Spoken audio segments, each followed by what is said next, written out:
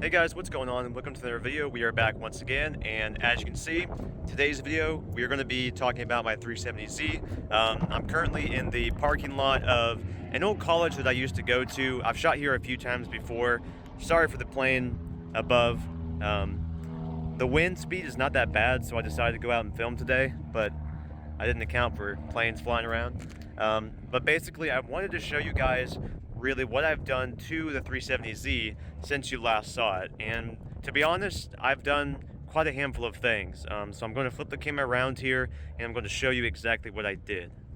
All right, so if we take a look at the front of my 370Z here, you guys probably don't notice anything different about the front.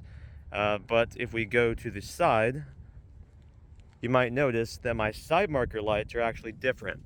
These are the Miramoto, however you say it, side markers. So instead of the stock ones where it lights up behind the Z, this one actually lights up the Z itself. So I can show you that. In fact, I've got my key fob here.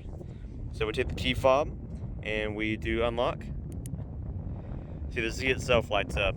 So that's pretty cool. A lot of people like that when I showed them that. Going around to the rear of the vehicle,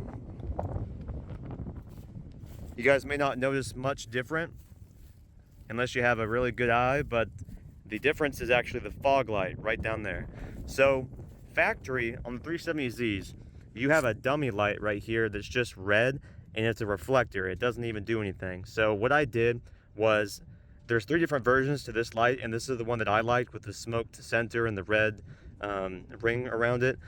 So basically what I had to do to install this is put this piece in, replace it, and then I had to wire it up and connect it to the brake light right there. So those wires I actually tapped in to the brake light and the reverse light, and also the daytime running light as well. So I tapped into the wires behind that light right there, so I had to take the trunk out, the paneling, and then unbolt the light right there to install this, and I had to run the wires all the way up.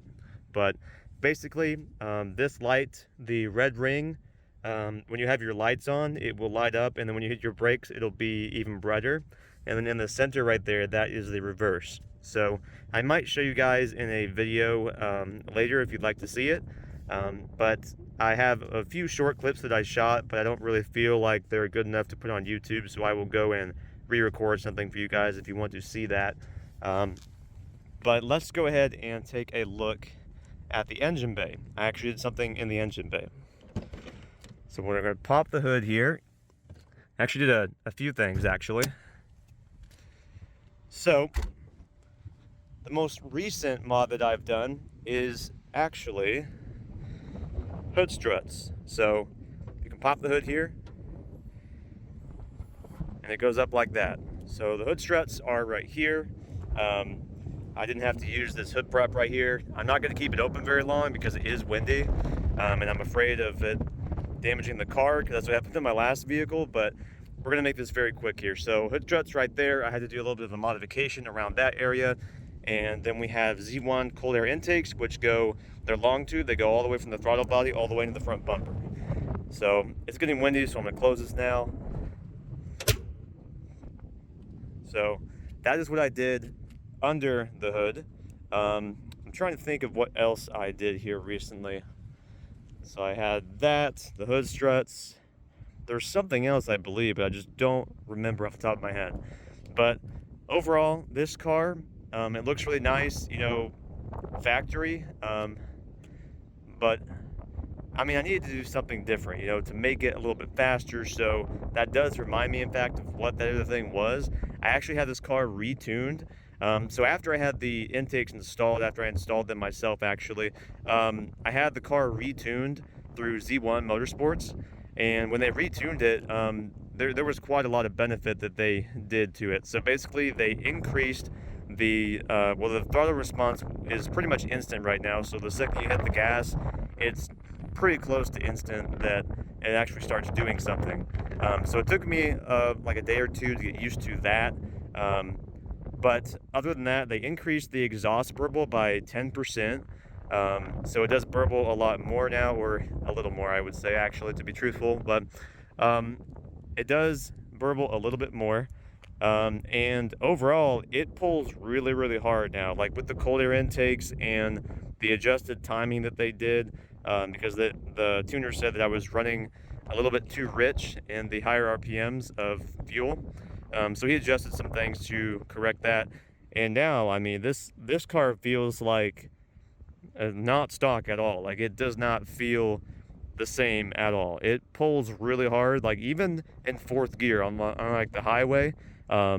It's not dead. Like, it actually has some life to it. So it's crazy. Like, if I floor it, it puts you back in the seat. Like, me as the driver, it's insane. So overall, though, I think the car looks good as is right now.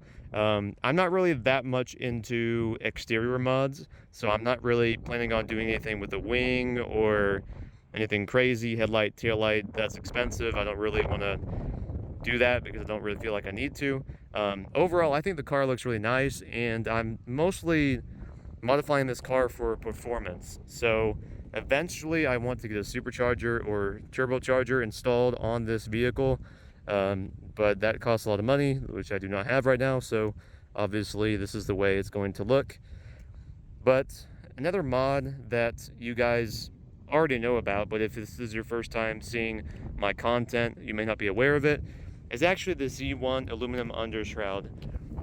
So basically, underneath the car here, you might be able to see it. Instead of plastic underneath there, it's an aluminum shield. And that helps with protecting the oil pan from debris on the road. You know, if you run over like a big rock, it's not just gonna blow open your oil pan, and that's not a good situation. So I got that one to protect the underside of the car a little bit more. But overall, I mean, this car looks really nice, in my opinion, and I like how it looks stock, but it actually has a little bit more pep to it. So if I ever needed to go fast, it has the power to do that. Like, it doesn't feel like super fast, but I would say, I haven't had it on a dyno or anything, but I would say it's very, very close to the Nismo speed, the 370Z Nismo stock speed. Because, you know, those cars, they have 350 horsepower. This one has 332.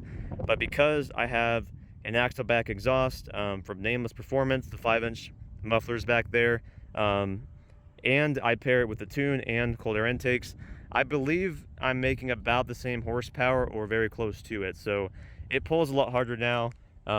It's pretty crazy, honestly, to drive this thing. But it can also drive normally if you want to as well. So it doesn't really impair anything about the vehicle. Now, I will say that $250 for a retune just to add intakes, I probably would not recommend that for you guys, but I did want to get the most out of these intakes right after I installed them, so that's what I did. But down the road, I will get it retuned once I have more mods to put on it. I'm thinking in the future, not right now, but in the future, of putting like test pipes on it, and then having like a more aggressive burble for my tune. But as for now, this is where I'm at. I am on the level 2 tune from Z1, and so far so good. I did have a bit of an issue, speaking of intakes, I had a bit of an issue installing it. It took me like 5 hours because there were some things that I didn't know I had to take off, and like things that were difficult to take off and fit and all that. So overall though, the intakes from Z1 and the tune, if you combine those two, I mean, the car is flawless. So I really love this car. I have about 36,500 miles. I think I might be nearing 37, just about. So this car is relatively low mileage, especially for 2016. So yeah, you know, overall, I love the way this car has turned out. I highly recommend the mods that I have done, and I think I might list them in the description if you guys want to see them. Where I got the parts, I will do that. I think that'd be a good idea. So check the description below, and I will link everything that I've put on this car. If there's anything that I've missed that I haven't talked about in this video, I will let you know in the description below. But overall, like I said, it's a great car. I think I have the mods that I find very, well, that I find perfect, that I find pleasing to me. these are the mods that I have for my 370Z, and it's a great car. I'm just I'm just admiring it right now. But overall, I love this car. It is honestly one of the best purchases that I have made for a vehicle, and the mods that I have put on it, as I mentioned, are perfect for me, and I don't need to go crazy with the mods because honestly it looks good as is to me. So with all that being said, thank you so much for watching today's video. Hopefully you enjoyed it. Hopefully you got something out of it. This was kind of like a mod overview in a way, but also just kind of showing you some of the new mods that I installed on the vehicle. Each install process took a little bit longer than I expected, and each one kind of had their own issues, but it all worked out. So it's all good. Oh, also real quick, I forgot this. I don't know why I forgot this mod, but very minor mod, but I did this along with the hood struts in that same day. I installed license plate lights, and these are the white LED license plate lights instead of the yellow halogen ones that don't really look that good. That's what I installed on the rear end of the car here, besides that fog light down there.